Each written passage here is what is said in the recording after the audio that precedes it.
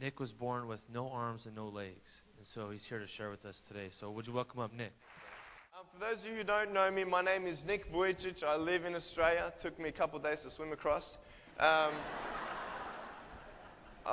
have had a wonderful 9 weeks of my life, the best 9 weeks of my life. I tell you, I've been touring by the grace of God, and oh, God is so good. We did 2.5 weeks in South Africa. God gave me the strength to speak 40 times in 15 days, and I know, and sometimes 6 times a day doing schools and stuff, and it was wonderful.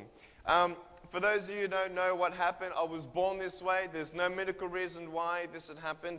So I have no arms, no legs. However, I have a little foot. This is my little chicken drumstick. It looks like a chicken drumstick, to tell you the truth. My dog, when he was going through his teething process, I used to hit him in the head every now and then.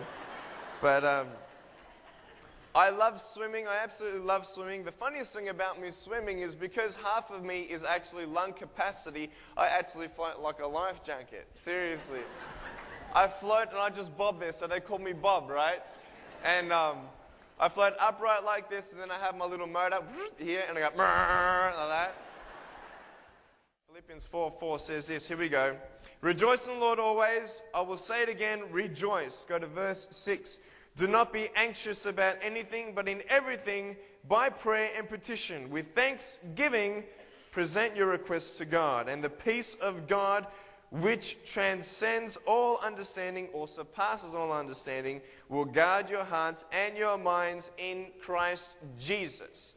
Now that's a wonderful opening. I love that. I never opened up with that verse before, and I think it's perfect. It's just the message. And I love how God is awesome. You know those songs that we just heard? Let this be a holy moment, and the second song was Your Grace is Enough. This is what this message today is about.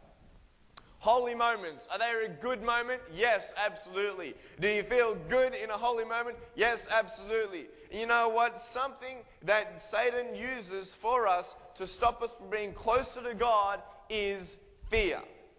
What's the first thing that you feel when something happens that you don't expect? Fear. Can you imagine my parents, Christian parents, my dad being the pastor of our church, Mum's there, she just gave birth to me, and she's actually not seeing what's going on.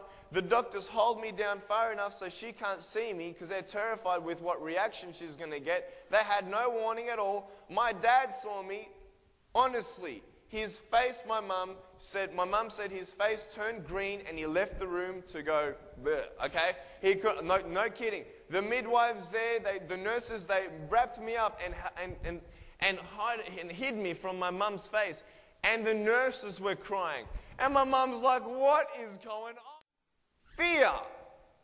Fear. When something happens in your life that you don't understand, that you don't expect, you are paralyzed with fear. But God does not give us a spirit of fear, but of power and of a sound mind and a lot of other things. But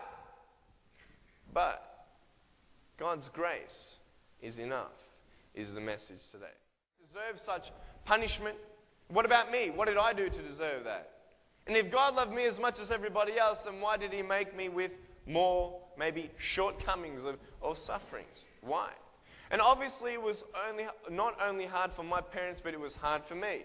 I went to school, then everybody teased me. Everybody pointed their finger at me and laughed at me. I mean, kids are cruel these days, man. If you have a freckle on your nose or something, man, they're going to tease you about that. If your ear looks different, they're going to tease you about that. That's how kids are these days, and I was no exception. And I felt so lonely. You know what? I grew up in Sunday school, and the only thing that I wanted in my life, in my depression, was for someone to come up to me and say, everything is okay. For somebody to tell me that everything is okay, the only reason why I would believe them is if they knew what I was going through. But I couldn't believe anybody because no one knew what I was going through. Does that make sense? And I was screaming out to God, God, where are you? Where are you? I got so depressed. I couldn't do this. I couldn't do that. I never thought I'd have a normal life. Book of Jeremiah chapter 29 verse 11 says this. We'll wait for some pages. Here we go. For I know the plans I have for you, declares the Lord, plans to prosper you and not to harm you, plans to give you hope and a future. Now that's an awesome verse, but our pain and our suffering is so much more real than the presence and promises of God. And you know, we get stretched by God. And then it hurts so much, and then He stretches us a little bit more, and it's hurting even more, and then God says, will you trust me? You see, we come to the edge.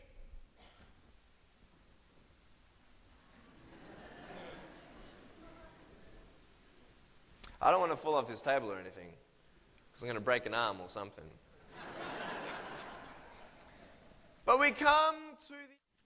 I was at a point in my life where I wanted to cry out to God, and I wanted God to answer me.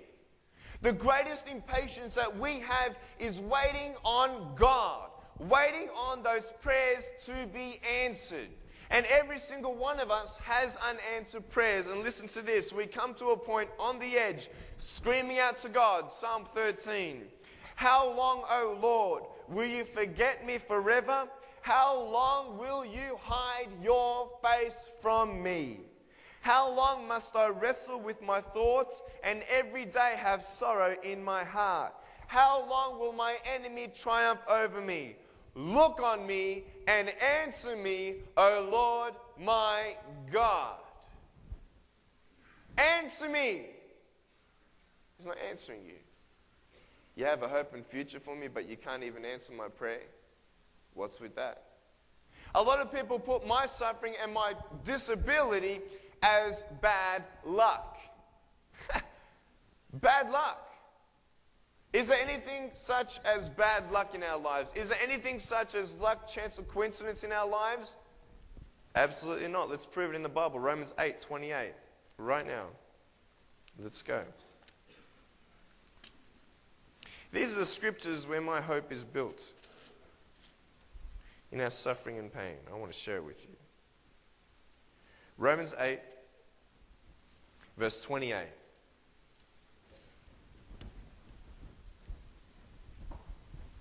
First of all, does God know who you are and what you're going through? If you don't believe it, I want you to read Psalm 139 tonight. He knows absolutely everything. He knows when a sparrow dies in this world today. He's your child. How much more would He know about you?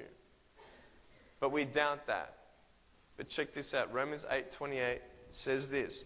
And we know that in all things God works together for the good of those who love Him, who have been called according to His purpose. That all things come together for the good. You know what that means? Let me paraphrase that. God knows what He's doing. You go back in time in 1982 and tell my parents, it's okay, God knows what He's doing. Yeah, right. Yeah, right. You can't see that hope. You can't see that glory. But I want to tell you today that no matter who you are, no matter what you are going through, God knows it. He is with you and He will pull you through.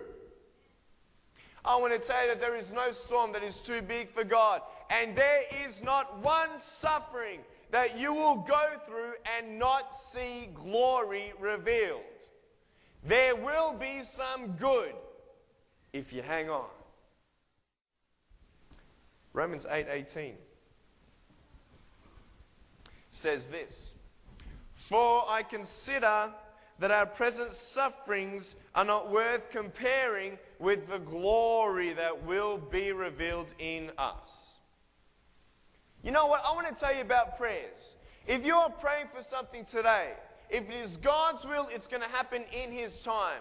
And if it's not His will that would come to pass, God has something better.